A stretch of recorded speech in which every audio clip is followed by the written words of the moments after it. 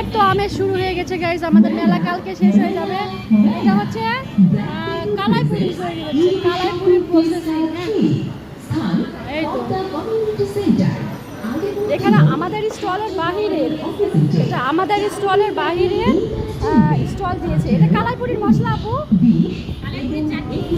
আচ্ছা কালাইপুরির চাটনি। এটা কত কত কালাইপুরি কত করে? এটা কটা থাকে?